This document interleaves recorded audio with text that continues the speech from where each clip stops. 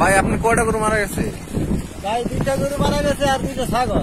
ও আচ্ছা, আজকে আকাশে বিজলি চমকেছে এই কারণে? ও আচ্ছা, আপনাদের এই চরের মাঝখানে থাকেন? ও আচ্ছা, আপনাদের গরু কটা ভাই? গরু আছে 2টা মরে গেছে না ভাই?